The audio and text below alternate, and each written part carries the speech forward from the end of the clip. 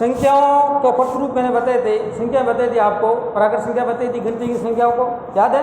पूर्णांक संख्या गिनती की संख्या में क्या मिलेंगे अपन 0। फिर बताई थी सम विषम भाज्य अभाज्य। फिर बताई थी परिमेय, बताई थी p बटा q के रूप में लिख सकते हैं या q का मान 0 नहीं हो सकता। फिर बताई थी आपको परिमेय संख्या 2 प्रकार की होती है, शांत और अशांत। फिर अशांत संख्या 2 प्रकार की होती है, आवर्ती और अनावर्ती। और मैंने कहा था अपरिमेय संख्याएं हमेशा, अपरिमेय संख्या हमेशा कैसी होती है रे, कैसी होती है, अशांत अनावर्ती। इंपॉर्टेंट चीज अपरिमेय संख्याएं।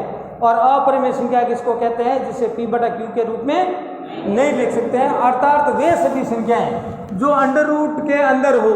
जैसे यह संख्या है, ये क्या कहलाएगी, अपरिमेय संख्या। लेकिन ये p है वो पूर्ण वर्ग नहीं है। जहां p पूर्ण वर्ग नहीं है, पूर्ण वर्ग नहीं है, जैसे पूर्ण वर्ग कौन कौन सी है, p का मान क्या नहीं हो सकता, p नॉट इक्वल टू 1 पूर्ण वर्ग संख्या है। और कौन सी है, अरे पूर्ण वर्ग संख्या और कौन सी है, 4 9 25 37 59 67 81 100 121।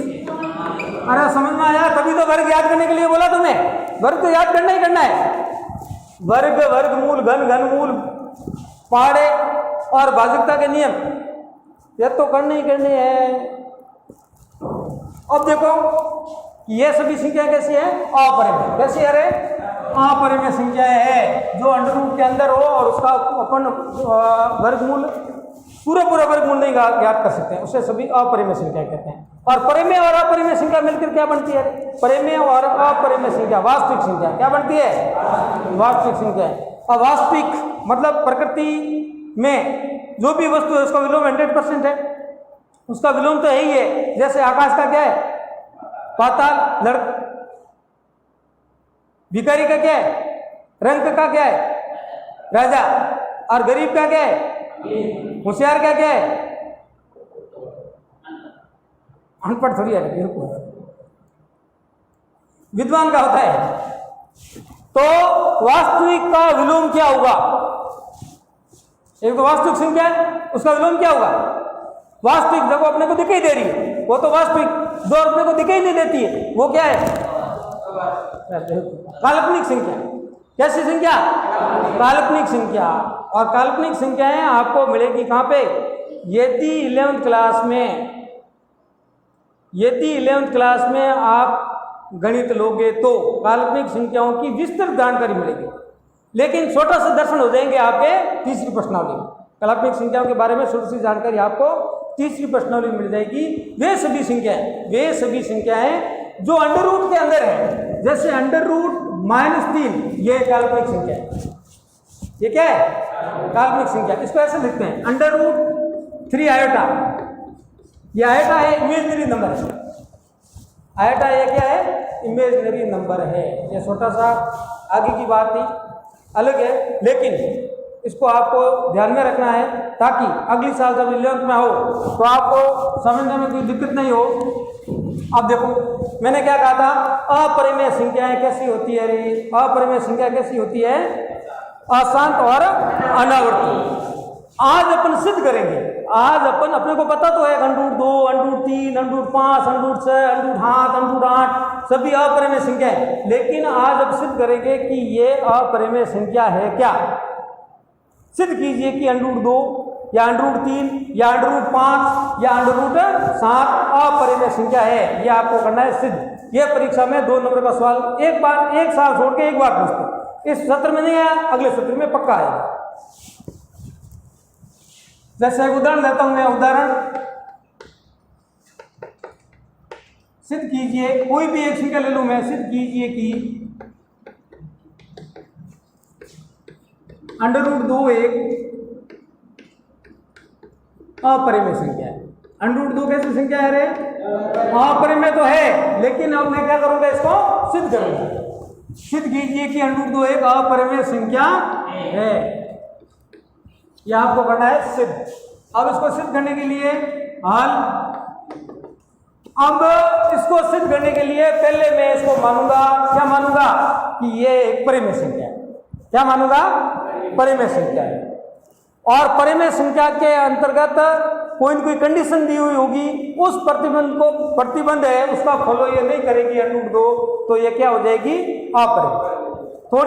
थोड़ी सी ध्यान पूरा, यदि बोर्ड पे दोगे तो ये सवाल सिंपल समझ में आ जाएगा, और यदि कंफ्यूज हो गए, घर की याद आ गई और दिमाग में कोई कचरा सेट हो गया तो फिर समझ में नहीं आएगा। है सिंपल बिल्कुल। माना कि √2 एक कैसी संख्या मानू रे? परिमेय संख्या। कैसी संख्या मान लूं? परिमेय संख्या है। यदि ये परिमेय संख्या है तो इसको मैं क्या लिख सकता हूं? P/Q। अरे यदि ये संख्या परिमेय है तो इसको मैं क्या लिख सकता हूं? अरे परिमेय संख्या को P/Q के रूप में लिख सकता हूं, नहीं लिख सकता हूं? अतः √2 बराबर P/Q। समझ में आ गई बात? √2 को P/Q क्यों लिखा? क्योंकि मैंने √2 को एक ऐसी संख्या माना है परिमेय, और परिमेय संख्या जो P/Q है, इसका कोई भी अभाज्य उपनिष्ठ गुणनखंड नहीं होता। कोई भी उपनिष्ठ गुणनखंड नहीं होता है। कहने का मतलब है ऐसी कोई भी संख्या नहीं होगी जिसका भाग P में जाएगा और Q में जाएगा। आपको ऐसी कोई भी संख्या नहीं मिलेगी जिसका भाग P में और Q में दोनों में जाएगा। ऐसी संख्या आपको नहीं मिलेगी। ये शर्त है अभाज्य संख्या की, क्योंकि अभाज्य संख्या में किसी का भाग नहीं जाता। पता है तुम्हें? अरे अभाज्य संख्या में किसी का भाग जाता है क्या? तो ये P और Q दोनों अभाज्य संख्या है। P और Q क्या है? अभाज्य संख्या है। यहां P तथा Q का एक के अतिरिक्त कोई अन्य उपनिष्ठ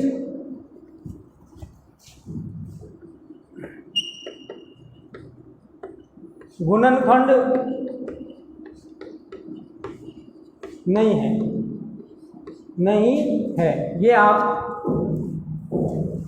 कंडीशन रख दी आपने। क्या कंडीशन रखी? P और Q का एक अतिरिक्त कोई अन्य उपनिष्ठ गुणनखंड नहीं है। मतलब ऐसी कोई भी संख्या नहीं है जिसका भाग P में जाएगा और Q में जाएगा। ऐसी कोई संख्या आपको नहीं मिलेगी। अब देखो यहां √2 बराबर P/Q, और Q बराबर क्या लिख सकता हूं मेरे? Q बराबर, देखो Q बराबर क्या लिख सकता हूं? Q यहां आ जाएगा तो √2 यहां आ जाएगा। अरे ये यहाँ भाग में इस साइड में आएगा तो गुणे में होगा, ये गुणे में उस साइड में जाकर किसके हो जाएगा? और इसके गुणे में कौन है? अरे जिसका कोई नहीं होता उसका कौन होता है? तो फिर Q बराबर क्या होगा? P/√2। ठीक है। अब वर्ग करने पर इसका मैं क्या करूंगा? वर्ग करने पर वर्ग करूंगा तो Q का वर्ग क्या होगा रे? Q², और P का वर्ग क्या होगा? P²/2। अब P² में किसका भाग जा रहा है? 2 का। इसका मतलब 2 में भी 2 का भाग P में भी जाएगा। जैसे 2 का वर्ग क्या होता है? 2 का वर्ग क्या होता है? 4। 4 में 2 का भाग जाता है। इसका मतलब इसके वर्गमूल, 4 का वर्गमूल क्या है? 2 में भी 2 का भाग जाएगा कि नहीं जाएगा? इसी तरह से जैसे 5 का वर्ग क्या है? 25। 25 का वर्गमूल क्या होता है? 5। तो 5 में भी 5 का भाग जाएगा और 25 में भी 5 का भाग जाएगा। तो वर्ग करूंगा मैं Q² बराबर P²/2। अंकगणित के मूलभूत प्रमेय मैंने लिखवाया, आपको लिखवाया। किसी भी भाज्य संख्या को अभाज्य संख्या के गुणनखंड के रूप में लिख सकते हैं। अरे लिखाया कि नहीं लिखाया? अंकगणित के मूलभूत प्रमेय से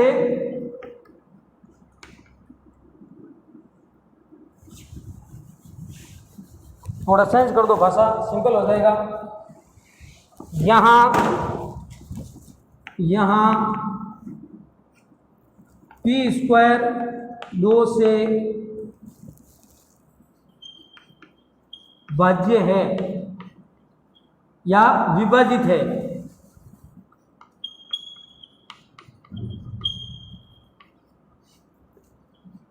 अतः अंकगणित के मूलभूत प्रमेय से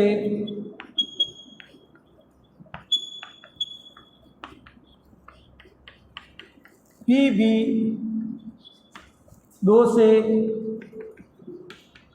भाज्य होगा। ये एक लाइन आपको याद करनी।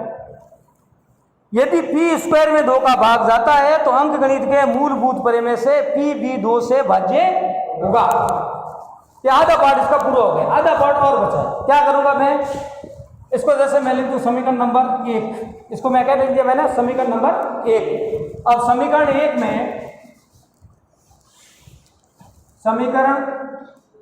1 में P बराबर 2R रखने पर, अब P बराबर 2R मैंने क्यों माना, क्योंकि मेरे को सिद्ध करना है √2। क्या सिद्ध करना है, इसलिए मैंने क्या मान लिया 2R। यदि √3 होता तो वहां क्या मान लेता मैं 3R। यदि √5 होता तो क्या लेता मैं 3R। यदि √3 होता तो 3R, 5 होता तो 5R, और 6 है तो मैं क्या ले लूंगा 6R, 7 है तो क्या ले लूंगा 7R। सिंपल। बाकी यूं क्या यूं करना है, जैसे √2 के लिए है तो यहाँ √2 की जगह क्या आ जाएगा, √3 आ जाएगा, यहाँ √3 हो जाएगा, यहाँ √3 हो जाएगा, यहाँ √3 हो जाएगा, और यहाँ 3 हो जाएगा। समझ रहे हो, नहीं समझ रहे हो। फिर यहाँ पे यहाँ पी स्क्वायर 2 की जगह क्या लिख दूंगा मैं, 3 से विभाजित है, अतः अंकगणित के मूलभूत प्रमेय से पी भी 2 की जगह क्या जाएगा। समझ में आया कि नहीं आया। जैसा जहां 2 है उसकी जगह आप 3 के लिए 3 लिख दोगे, 5 के लिए 5 लिख दोगे, 6 के लिए 6 लिख दोगे। बाकी सवाल सब आपको खुद को करना है, मैं एक ही करूंगा, बाकी सवाल आपको खुद के करना है। समझ में आया कि नहीं आया रे।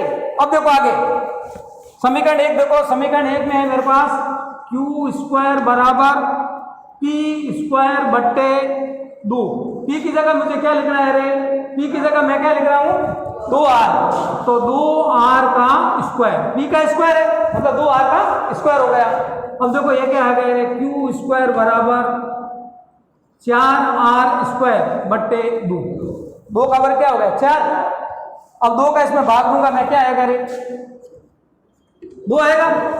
अब 2R स्क्वायर से लिख सकता हूं मैं, पक्षांतरण करूं 2R स्क्वायर बराबर क्या हो गया रे क्यू स्क्वायर। इस लाइन से यह लाइन समझ में आ गई क्या, स्टेप समझ में आ गया। अब मैं क्या करूंगा, इस R को 3 करूंगा, 2 यहां चले जाएंगे तो R स्क्वायर बराबर क्या होगा रे, R स्क्वायर बराबर क्या हो गया क्यू स्क्वायर बट्टे 2। यहां देखो क्यू स्क्वायर किससे विभाजित है 2 से, ये सेम सिस्टम आया ना। यहाँ पी स्क्वायर बटा 2 था तो पी स्क्वायर में किसका भाग जा रहा था 2 का, यहाँ क्यू स्क्वायर में किसका भाग जा रहा है 2 का। देखो यहाँ क्यू स्क्वायर 2 से विभाजित है, अतः अंकगणित के मूलभूत प्रमेय से, अंकगणित के मूलभूत प्रमेय से मूलभूत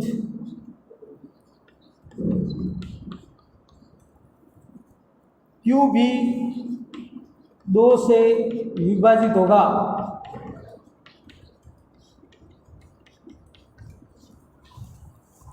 ठीक है भाई। उसके बाद में पी स्क्वायर, पी में किसका भाग जा रहा है 2 का, और क्यू में भी किसका भाग जा रहा है 2 का। शुरुआत में मैंने क्या माना था कि यहाँ पी और क्यू का एक के अतिरिक्त कोई भी अन्य उभयनिष्ठ गुणनखंड नहीं है, जबकि मेरे पास कौन सी संख्या आ गई रे 2, इसके उभयनिष्ठ गुणनखंड आ गए, जो कि अपन ने माना था, क्या माना था कि √2 एक परिमेय संख्या है। इसका क्या हो गया खंडन, इसलिए मैं क्या लिखूंगा ये एक परिमेय संख्या नहीं है। तो कैसी संख्या हो गई ये अपरिमेय। अब देखो यहाँ P तथा Q का उभयनिष्ठ गुणनखंड, उभयनिष्ठ गुणनखंड 2 प्राप्त होता है, जो कि हमारी अभिधारणा के विरुद्ध है। अतः अंडर रूट 2 एक कैसी संख्या है रे? अपरिमेय संख्या है। ये हो गया सवाल, ऐसा सवाल है। अब मतलब स्वाभाविक है, गणित के अंदर यदि इतना लंबा सवाल होगा तो प्रॉब्लम होगी, लेकिन अपन सवाल को 2 को 3 को 5 को और 6 को, यदि चारों सवालों को आप अपने हाथ से कर लोगे तो ये पूरा सवाल आपको बहुत बढ़िया तरीके से समझ में आ जाएगा। एक बार वापस समझा दूँ। देखो क्या किया मैंने जो भी संख्या दी हुई है उसको पहले मैंने कर दिया कि ये एक परिमेय संख्या है। यदि ये परिमेय संख्या है तो इसको मैं क्या लिख सकता हूँ? P बटा Q के रूप में। यहाँ P तथा Q का एक के अतिरिक्त कोई अन्य उपनिष्ठ गुणनखंड नहीं है। फिर मैंने लिखा अंडर 2 बराबर P बटा Q, और Q को मैं यहाँ लिया अंडर 2 यहाँ आ गया, तो Q बराबर क्या हो गया? P बटे अंडर 2। अब मैं क्या करूंगा? इसका वर्ग। क्या कर दिया मैंने? वर्ग करूंगा तो Q का वर्ग हो जाएगा Q स्क्वायर, P का हो जाएगा P स्क्वायर, अंडर 2 का हो जाएगा 2। अंडर 2 का स्क्वायर करेंगे, अंडर 2 और स्क्वायर दोनों हट जाएगा, कल बताया था मैंने। अब यहाँ P स्क्वायर है वो 2 से विभाजित है, अतः अंकगणित के मूलभूत प्रमेय P भी 2 से भाज्य होगा या विभाजित होगा। विभाजित शब्द बढ़िया है, विभाजित होगा। पुनः समीकरण 1 में मैंने P बराबर क्या रख दिया? 2R, तो Q स्क्वायर बराबर हो गया P की जगह 2R का स्क्वायर कर दिया बटा 2 और वर्ग किया। 4 का वर्ग, 2 का वर्ग क्या हो गया? 4R स्क्वायर, 2 का भाग दिया 4 में कितने हैं? 2R को मैं इस साइड में दिया तो Q किस साइड में जाएगा? उस साइड में, और R स्क्वायर बराबर क्या? Q स्क्वायर बटे 2। यहाँ Q 2 से विभाजित है, यहाँ Q स्क्वायर 2 से विभाजित है, अतः अंकगणित के मूलभूत प्रमेय से Q भी 2 से विभाजित होगा। तो P किससे विभाजित हो रहा है? 2 से। Q किससे विभाजित हो रहा है? 2 से।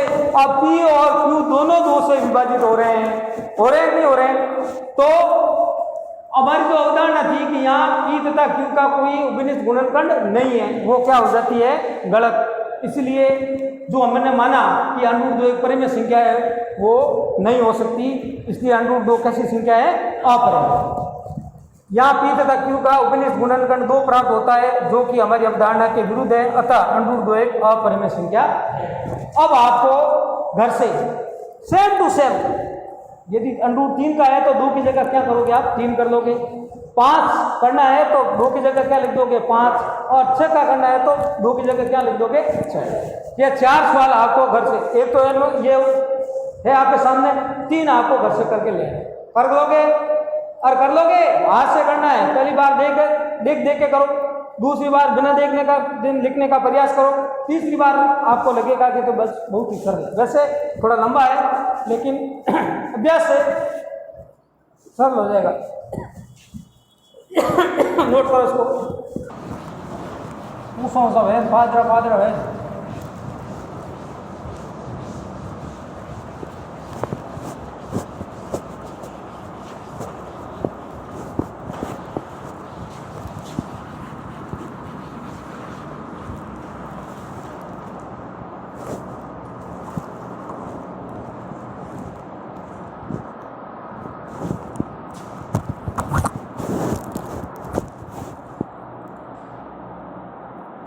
देखो इसके अलावा एक और सवाल है जो इससे संबंधित है। जैसे उदाहरण में लें, उदाहरण संख्या 2, सिद्ध कीजिए कि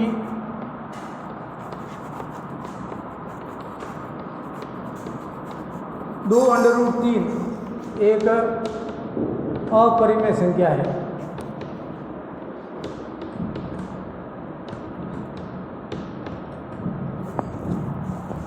हल करने का तरीका वही अभी क्या किया था मैंने? दी संख्या को क्या माना था मैंने? परिमेय माना कि 2 अंडर रूट 3 एक परिमेय संख्या है। कैसी संख्या मानी थी मैंने? परिमेय संख्या है। अतः 2 अंडर रूट 3 बराबर P बटे Q। क्या हो गया? P बटे Q। अब मैं क्या करूंगा? इसमें वर्ग कुछ नहीं करूंगा, जो संख्या अंडर रूट में है उसको तो मैं करूँगा फ्री, क्योंकि अपने को पता है अंडर रूट की संख्याएं जो पूर्ण वर्ग नहीं होती है वो सभी क्या होती है, अपरिमेय। वो सभी क्या होती है, अपरिमेय। लेकिन ये दो कैसे संख्या अपरिमेय, इसको मैं सेट में डाल दूँ। अंडर रूट 3 बराबर क्या हो जाएगा रे, p/2q। इस स्टेप से ये स्टेप समझ में आया क्या किया मैंने, कुछ भी नहीं किया है। ये जो अंडर रूट 3 है अपरिमेय संख्या अपने को पता है, इसको मैंने इस साइड में रखी, बाकी वाली संख्या को मैंने इस साइड में लाकर किसमें कर दी, डिवाइड। किसमें कर दी, भाग में। किसमें कर दी, बट्टों में। ठीक है, बस इतना ही है। अब क्या करना है आपको, यहाँ p/2q, p/2q ये कैसी संख्या है, जिसको p/q के रूप में लिख सकते हैं, वो कैसी संख्या होती है, परिमेय। यहाँ p/2q एक परिमेय संख्या है। कैसी संख्या है, परिमेय संख्या है। लेकिन हम जानते हैं कि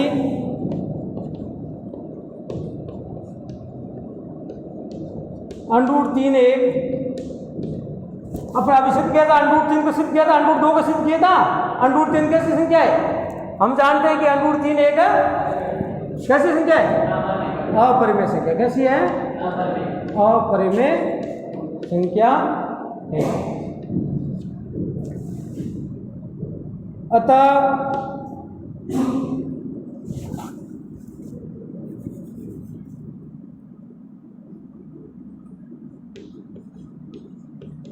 परिमेय तथा अपरिमेय संख्या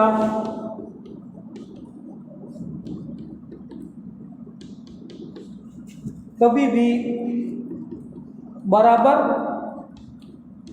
हो ही नहीं सकती। परिमेय और अपरिमेय संख्या कभी भी बराबर, यहाँ पे बराबर है, देखो अंडर रूट 3 किसके बराबर है, p/q के। ये किसके, ये क्या कैसी संख्या, परिमेय, और ये कैसी है, अपरिमेय। और अपरिमेय और परिमेय संख्या कभी बराबर नहीं हो सकती। जो अपन ने माना था, क्या माना था कि 2 अंडर रूट 3 एक परिमेय संख्या है, वो क्या था, गलत था। तो ये कैसी संख्या होगी, 2 अंडर रूट 3 कैसी संख्या होगी, कैसी होगी, अपरिमेय। कैसी होगी, इतना ही है, बस हो गया सवाल। यहाँ मिस्टेक करोगे, ये जो 2 लाइनें मैंने लिखी है ना, यहाँ मिस्टेक करोगे, इसको ध्यान से देना। यहाँ p/2q एक परिमेय संख्या है, क्योंकि p/q में। लेकिन हम जानते हैं कि अंडर रूट 3 एक अपरिमेय संख्या है। परिमेय तथा अपरिमेय संख्या कभी भी बराबर नहीं हो सकती, नहीं हो सकती। अतः 2 अंडर रूट 3 एक अपरिमेय संख्या है। कैसी संख्या है रे, अपरिमेय संख्या है। 2 नंबर का कभी ऐसा भी सवाल पूछ सकते हैं, इसमें कुछ भी नहीं करना है, न तो उभयनिष्ठ गुणनखंड वाला करना है, न अंकगणित का मूलभूत परिमेय का उपयोग करना है, कुछ भी नहीं करना है। केवल ऐसा सवाल देखते ही आपको क्या करना है, अंडर रूट की संख्या को इस साइड में लेना, बाकी वाली संख्या को इस साइड में डाल दो, और नीचे ये लाइन लिखनी है कि यहाँ p/q 2q परिमेय है, अंडर रूट 3 अपरिमेय। परिमेय और अपरिमेय संख्या कभी भी बराबर नहीं हो सकती। अतः 2 अंडर रूट 3 एक अपरिमेय संख्या। ऐसे सवाल कर सकते हो, नहीं कर सकते हो, जल्दी करो, नोट करो इनको। देखो इसी को मैं थोड़ा सा आगे बढ़ा दूं, उदाहरण 3 कर दूं। उदाहरण 3, सिद्ध कीजिए कि 2 अंडर रूट 3 ये जो संख्या दी हुई है, इसकी जगह मैं संख्या चेंज कर दूं, जैसे मैं लिख दूं 5 + 2 अंडर रूट 3। ऐसे भी पूछ सकते हैं, कंफ्यूज नहीं होने की आवश्यकता नहीं, केवल वही करना है, अंडर रूट की संख्या को इस साइड में, बाकी वाली संख्या को उस साइड में। सिद्ध कीजिए कि 5 + 2 अंडर रूट 3 एक अपरिमेय संख्या है। माना कि ये वापस लिख दूंगा, 5 + 2 अंडर रूट 3 एक ऐसी संख्या है, परिमेय संख्या है। कैसी है, परिमेय। अतः ये जो संख्या है 5 + 2 अंडर रूट 3, इसको मैं किसके बराबर रखूंगा रे, p/q। किसके बराबर रखूंगा, p/q में। अब मैंने क्या कहा था आपको, मतलब इस संख्या को अंडर रूट को इस साइड में, बाकी वाली संख्या को उस साइड में। तो ये देखो प्लस में 5 है, पहले मैं इसको उस साइड में भेज दूं, तो मैं लिख सकता हूं इसको 2 अंडर रूट 3 बराबर p/q -5। ये कैसा है, समझ में आया भाई? ये 5 किस में है, प्लस में, उस साइड में जाएंगे तो किस में हो जाएंगे, माइनस में। पहले इसी को, ये फ्री बैठा है, ये तो गुणे में, ये फ्री है, उसको भेज दिया, प्लस का था, उस साइड में गया माइनस का हो गया। अब ये 2 किस में है रे, गुणे में, यहाँ आएंगे तो किसमें हो जाएंगे, लेकिन स्पेशल ध्यान रखना, लड़के गलती कहाँ करते हैं, इस 2 का गुणा केवल ये कर लेते हैं, यहाँ नहीं करते हैं, जबकि गुणा इसके साथ भी होगा और इसके साथ भी होगा। Very very important. जैसे √3 बराबर मैं क्या लिखूंगा, P/2 Q -5/2। इस 2 का भाग मैं इसमें भी दूंगा और इसमें भी दूंगा। समझ में आया नहीं आया, ये स्पेशल समझने वाली बात है। अब यहाँ अब मेरे पास कौन सी संख्या आ गई रे, एक तो आ गई P/2 Q -5/2। ये भी क्या है, बट्टों में, ये भी क्या है, बट्टों में। और बट्टे में जो संख्या वो कैसी होती है, परे में। लेकिन हम जानते हैं कि √3 कैसी है, अपरिमेय संख्या है। परिमेय और अपरिमेय संख्या कभी भी बराबर नहीं हो सकती। अतः 5 + 2 √3 कैसी संख्या हो गई रे, अपरिमेय। अब इसकी जगह 5 की जगह 3 कर दूं, 3 की जगह 5 कर दूं, 5 की जगह 7 कर दूं, कोई फर्क पड़ने वाला नहीं है। केवल आपको ये लाइन ध्यान रखनी है, केवल ये बात ध्यान रखनी है कि इसको पहले क्या मांगना है, परिमेय, फिर P/Q के रूप में रखना है। इस साइड वाली संख्या परिमेय है और इस साइड वाली क्या है, अपरिमेय। परिमेय और अपरिमेय संख्या कभी भी बराबर नहीं हो सकती, इसलिए संख्या कैसी हो जाएगी, अपरिमेय। क्या कुछ समझ में आया, नोट करो। हाँ भाई, लास्ट उदाहरण इसका, उदाहरण 4। तुम्हारी बुक में उदाहरण 3 है, इसका उदाहरण नंबर 3 और अपन ले लेते हैं इसको 4। सिद्ध कीजिए कि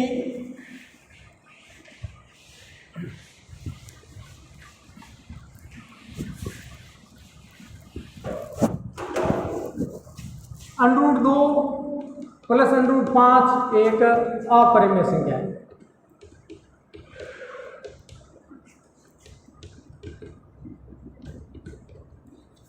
अब कई बार कहता है परीक्षा में सवाल आता है कि सर पूरी किताब देखी मैं कभी सवाल आई नहीं, यहाँ क्या कर लेगा वो 5, यहाँ क्या कर लेगा 3। तो सवाल यही है, दूसरा है। अरे यही हुआ कि नहीं हुआ, संख्या तो वो चेंज कर ही सकता है, मतलब केवल संख्या चेंज होगी, बाकी सब गणित में सेम रहता है। अब 2 की जगह 3 कर दे या 3 की जगह 2 कर दे तो वो तो परिवर्तन हो गई। करने का तरीका वही है, हल माना कि √2 + √5 एक कैसी संख्या है रे, परिमेय संख्या। कैसी संख्या है, परिमेय संख्या है। अब ये परिमेय संख्या है तो इसको किसके रूप में लिख सकता हूं मैं, P/। अतः √2 + √5 बराबर P/Q। इसमें देखो समझने वाली बात है कि ये दोनों संख्या √2 में, उसमें एक √2 में होती थी, नहीं एक साथ में ही होती थी नहीं होती थी। इसमें दोनों संख्या √2 में है, तो ऐसी स्थिति में इसको अपन वर्ग करेंगे। क्या करेंगे, वर्ग। इसको मैं लिख देता हूँ समीकरण नंबर 1। समीकरण 1 का वर्ग करने पर, वर्ग करूंगा तो मेरे पास आएगा √2 + √5 पूरे का होल स्क्वायर बराबर P/Q। √2 + √5 का होल स्क्वायर बराबर P/Q। अब a + b से मैं खोलूंगा, a + b का होल स्क्वायर बराबर क्या होता है रे, a² + b² + 2ab। तो a की जगह मैं क्या लिख दूं, √2 का होल स्क्वायर + √5 का +2 गुणा पहली संख्या √2 गुणा दूसरी संख्या √5 बराबर P²/Q²। तो समझ में आया नहीं आया रे। अब इसको खोलो, क्या हो जाएगा, ये 2, ये क्या हो जाएगा रे, प्लस ये क्या हो जाएगा 2 √10। क्या हो गया, 2 √10, 2 √10 हो गया। अब 2 √10 यदि आप नहीं लिखना चाहते हो तो √2 की संख्या को वैसे ही वैसे रहने दो, √2 × √5 बराबर P²/Q²। अब 5 और 2 कितने हो गए, 7 + 2 √2 × √5 बराबर P²/Q²। अब √2 वाली संख्या को यहाँ रहने दो, बाकी वाला को साइड में ले जाओ। सबसे पहले किसको ले जाऊंगा मैं, 7 को, तो 7 उस साइड में जाएंगे, किस में हो जाएंगे, माइनस में। तो ये मेरे पास आ गए 2 √2 × √5 बराबर P²/Q² माइनस के 7। अब इसके साथ में और परिमेय संख्या कौन सी है, 2 है, 2 को इस साइड में ले जाऊंगा, इसके बटन में भी आएगा, इसके बटन में आएगा। तो √2 √5 बराबर p² बट्टा 2q² माइनस 7/2। कुछ समझ में आया नहीं आया? अब ये कैसी संख्या है? देखो ये तो क्या होगी, परिमेय, और ये क्या होगी, अपरिमेय। और परिमेय और अपरिमेय संख्या कभी भी बराबर नहीं हो सकती। अतः जो अपन ने माना था वो गलत था, इसलिए ये संख्या होगी कैसी होगी, अपरिमेय। अब देखो यहाँ p² बट्टा 2q² माइनस 7/2 एक परिमेय संख्या है। कैसी संख्या है? परिमेय संख्या है। लेकिन हम जानते हैं कि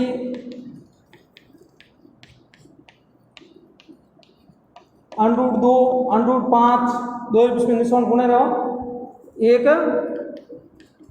अपरिमेय संख्या है।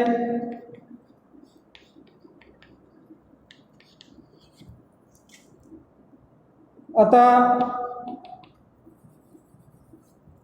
परिमेय और अपरिमेय संख्या, परिमेय व अपरिमेय संख्याएं कभी भी बराबर नहीं हो सकती। अतः √2 प्लस √5 एक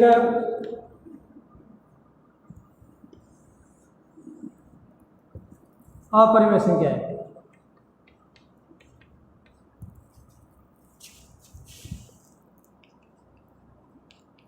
तो ये 3 प्रकार के सवाल आपको बताए, 4 प्रकार के, इससे बाहर एक भी सवाल नहीं आएगा। करने का तरीका वो का वो है, ये सवाल आपको पढ़ना है, कर दोगे ना?